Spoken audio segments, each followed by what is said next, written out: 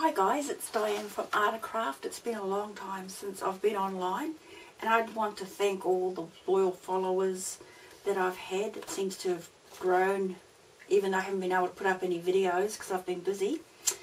It's been over a year. I'm going to be doing quite a few different projects over the coming month or so. There will be a giveaway in there, one for the international people who watch the channel and some for the people in New Zealand. So watch out for those. I will be putting out some product videos and I'll label them very clearly because they're for my website and my online shop. I'm going to do one for you today. It's just a quick one to get me back into the swing again. It's going to be using La Blanche stamps. The two following there, I've had lots of requests for the particular seams that I've made, like these ones, and how to make them larger, integrate them, and actually how I create them. So I am going to be showing you how to do that. So there'll be a full video on that. You can see here, this is on a slightly bigger one, how I slowly build up the layers. That's a video coming up soon. There's also going to be one on a canvas I'm working on. I'll give you a quick glimpse. It's a bit big to have in frame, but you get the idea. This is actually a photo printed on canvas of Jason, who works with me, and I'm just showing you how to build up layers again using Utee cloth, different products. So that's another one that's coming up. So today I'm going to, some of you have said you've had trouble stamping La Blanche stamps. Now they're very easy to stamp.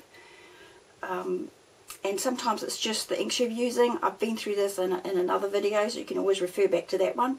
But I thought I'd do a little bit of it because another subject that came up is that you have trouble, they're wishy-washy. Well, wishy-washy colours are only what you apply to them. And you can get very intense colours or you can get more subtle colours. It's all about what you and how you apply it. And you can get really intense colours with your distress inks if you're using distress inks.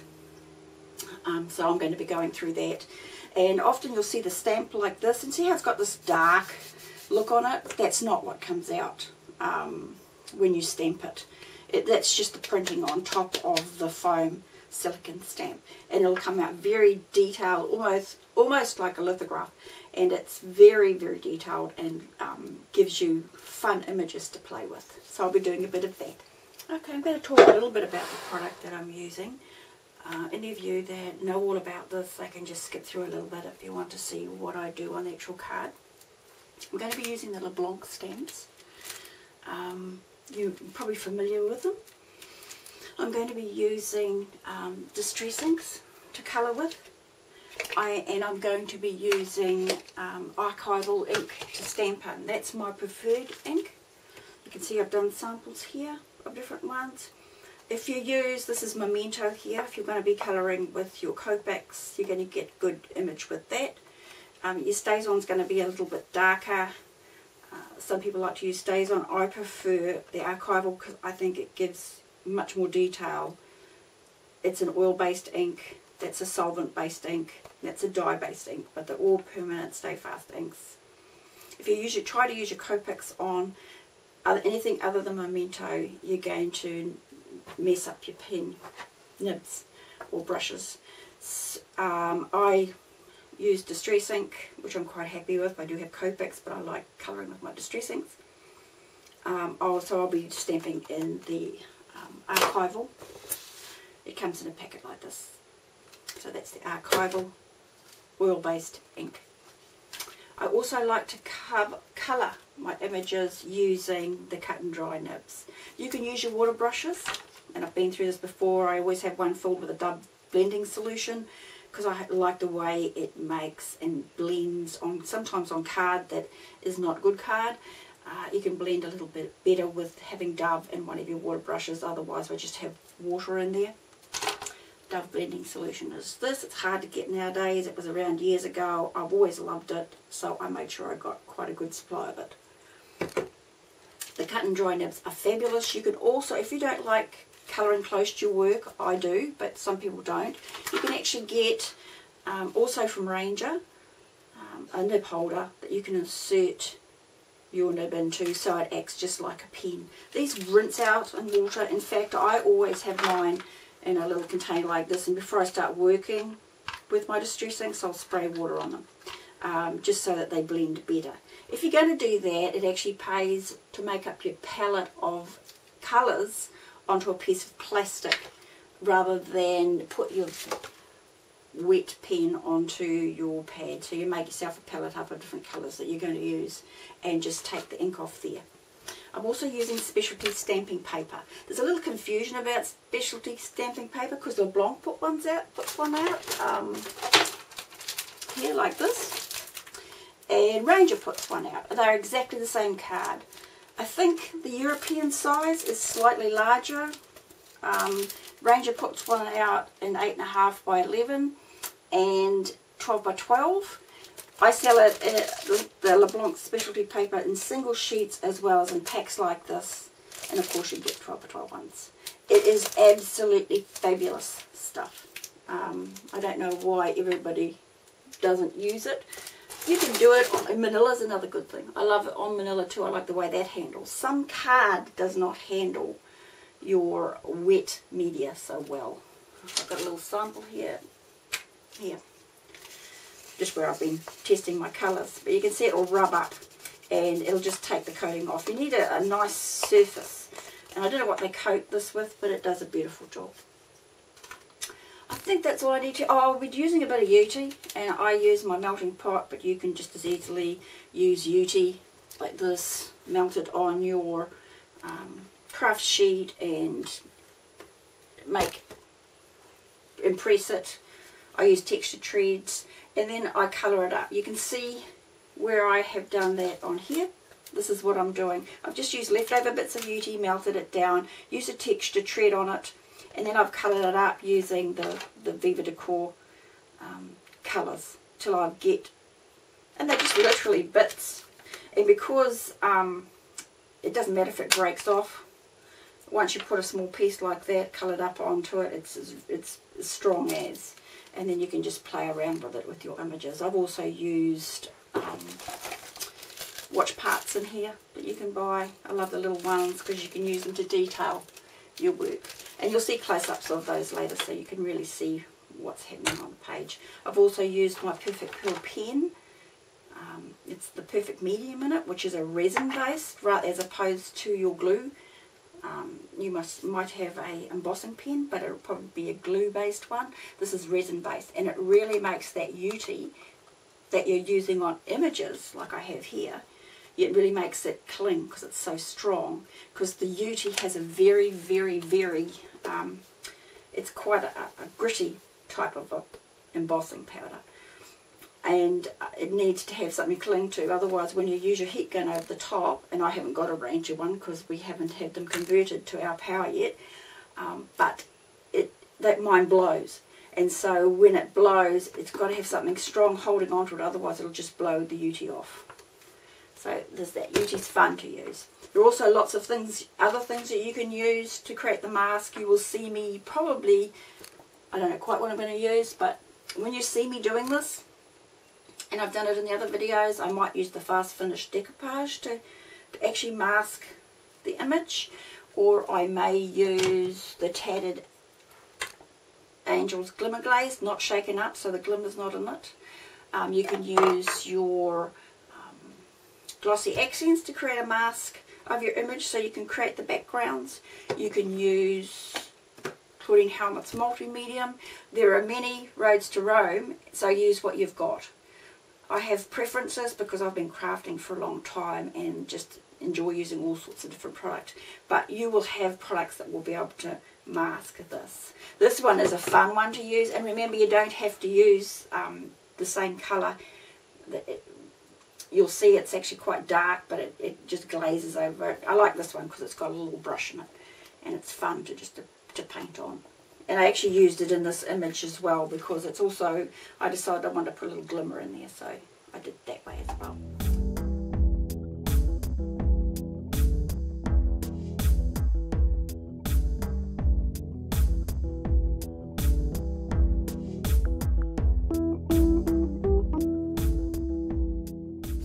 If for any reason you misstamp any of this, don't worry about it, just cover it over with something else. But you can also get a multi-liner pen and fill in the bits if that's what you want to do. On this original one, it was an old one that I'd gotten out that I had not quite done enough on his eye, and so I just made him into a steampunk man. So there's lots of things you can do. On this one, I've purposely done these ones. A piece of the hair here I hadn't walked my fingers over it properly, and I just filled it in with some pen. Okay. Even in this one, this is slightly lighter than what it should be, and that's because I need to re-ink my archival ink, which I'll do right now. Quick on the fly lesson. I don't pretend that this is the right way of re-inking anything.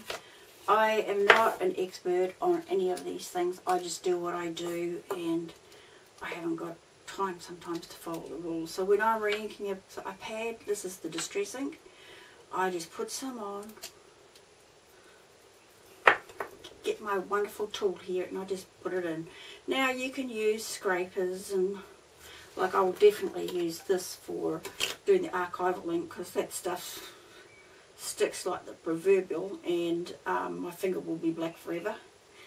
I could easily take it off with Stays On. Actually, I might give it a go. What the heck? Stays On cleaner, I mean. So I just rub it in so it's evenly distributed.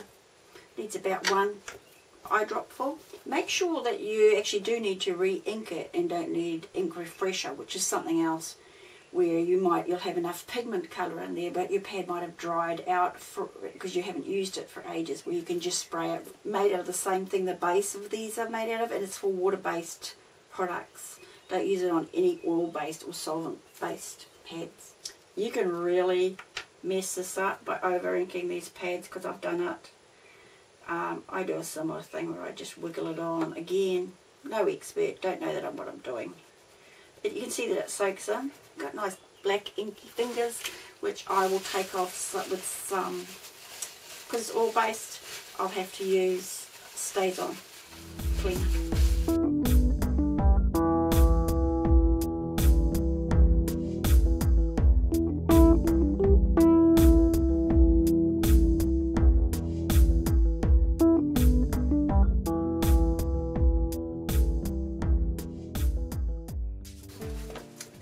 In all its beauty. This is the one that I just didn't have enough ink on my pad, but it doesn't matter, because that'll turn out beautifully by the time I've coloured it up anyway. You'll never know. It just won't show through quite as intensely. You can also, I like to do this quite a bit, so that's one. I like to use 2 different colours, so I might take this as an olive one. So we'll stamp that off to make sure there's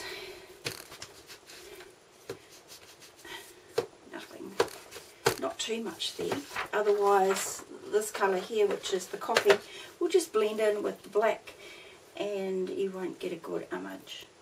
You can just blend them through. I put my light one on first, a bit of this, the coffee colour or the sepia colour down the bottom here, and then use the black further up on the image. In places, this black will cover the brown, and we'll put this down. Line it up as best you can. If it's crooked, well, just adjust, walk your fingers over it again. I normally just bash it down there, to be honest with you. This walking the fingers over thing does work though, as opposed to slamming into it, because it's such a fine stamp. If you really weigh into this, that's why this foam here is really good. It'll mush up and just become a black blob. Okay, that should be right. And you see you've got a nice variation there from the light to the dark, and that can be fun. The other step around the edges, all you do to do that, and you probably know it, is you stamp it on a piece of paper, cut it out around the edges, and you place it on top, and then you would get your second stamp that you were going to stamp, which in this case I just used the pocket watch to go around the edges. Didn't do a very good job actually, because as usual I was in a hurry and I didn't mask it. So if you're careful with your placing, you can do it that way.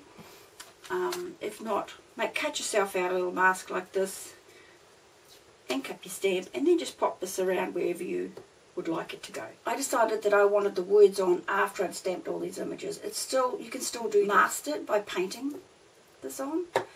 Wait till it dried, and then I have inked up my stamp with Distress ink. And it's important that you use Distress ink, because Distress ink or a dye-based ink, it won't go on your clocks and your face. It'll stamp on the rest of it, but it will not cling to these areas, so you can just wipe it off. The reason why I like to use Distress is because I've just run a bit of clear embossing powder over that to make the words stand out in this particular case.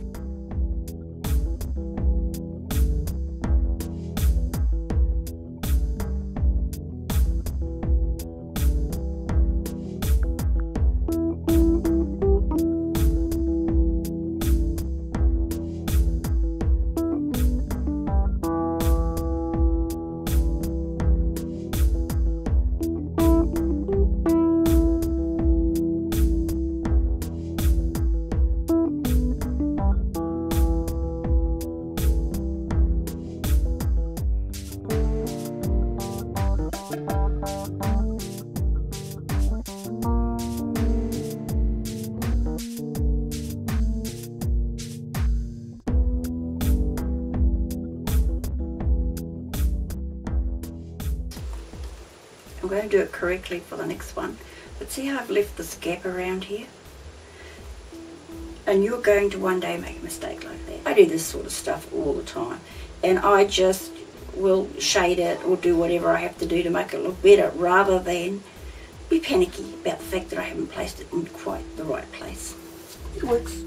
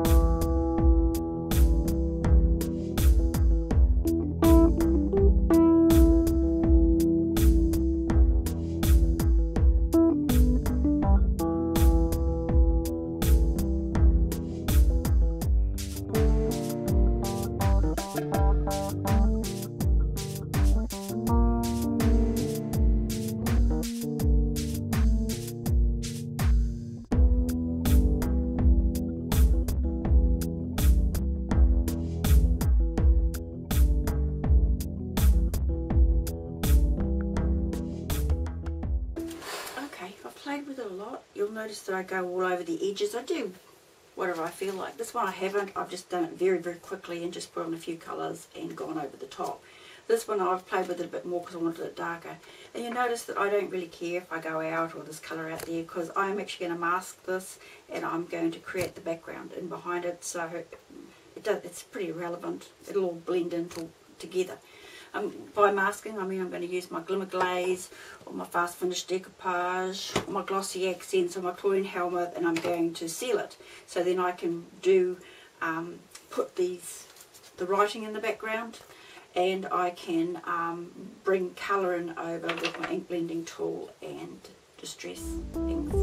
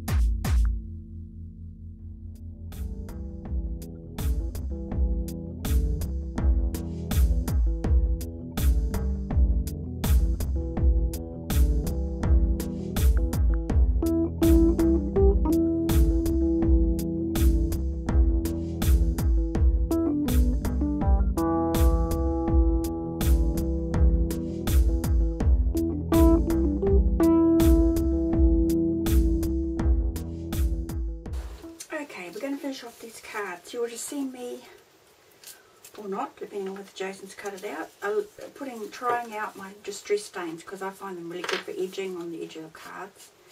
Now, I ended up using the vintage photo, and I put a little bit of the aged mahogany on the ends, and it turned out like this. So you can see it's got a little edge going around there. The other thing I did is I took some spare paper, edged it, rolled it up, got some wire, and just wound it around it just to make some little masculine, my equivalent of masculine bows. And this one I've done the same thing on, just using a different type of wire. And now I've also, the papers in the background, I've used some from the 7 Gypsies range. I love maps, so we've got lots of maps in stock, because I like to always have them available for when I'm doing my mixed media work. And this is just another one from the 7 Gypsies range. It's part of the conservatory paper range, and I've used that one to back this particular flower. I put a little bit of metal on there, but I also want to show you how I do the Utee. I'm actually going to use this bit of Utee that I've melted and squished down with the texture tread, and I'm going to put it on there, but I just want to colour it up a little bit, and I just use my Viva Decor colours to do that. First I will put some black paint over the top, just so that the colour will blend well, and I'm using, you can use any black paint, but I like the semi-gloss Chlorine Helmet paint. I like it being a semi-gloss, and I'll just run it in, not over it all, because I want those edges to stay. I'll run a bit on, and you can always sand this off if you don't like it later. Now don't go trying to dry this quickly with your heat tool, because the Utee will melt again, which actually can cause some fun effects when you're melting it down again and you've got paint and you've got things going into it. But it's pretty tragic if you've already made. I'm just going to hurry it along. It dries pretty quickly anyway. While it's drying, earlier in the piece I showed you this, where I was going to actually use some masks to create bubbles around it, but I've decided I like her like she is, and I'm actually going to cut her out. I do this a lot. And this is an old piece of blotting paper. It's actually some of Donna Salazar's watercolour paper, which I love playing with. I used it as a blotter and a sprayer when I was taking a class, and where I was just showing people how to stencil with glass bead gel. And I'm going to use this, and I decided that I'm going to cut her out, and I'm going to insert her into the picture, and I'm going to do something up here with a photo. I'll probably put that on another video at some stage. Okay, this should be dry enough, and you just get your finger in, and you just start putting it over, to rubbing it on over the top, just to bring out any highlights that you'd like to bring out. I think I might like to bring in a bit of this.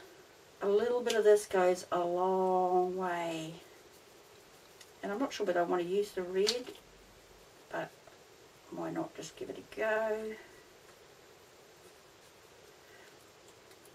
And once it's dried, you can actually buff it up. It's like a wax. And what I'm wanting to do, as you can see, I've put my 7 Gypsies paper in behind there, and I've got my, I want to sort of put it over the top just to bring that whole card together.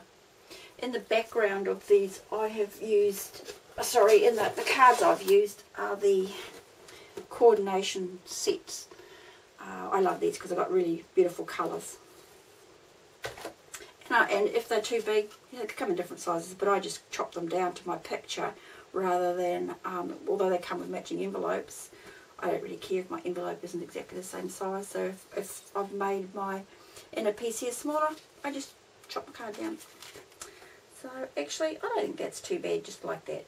We don't want to overpower. You don't want to make this so red. You can make it like quite beautiful and gold and use all sorts of colours in there, but you don't want to take away from your flower in the background.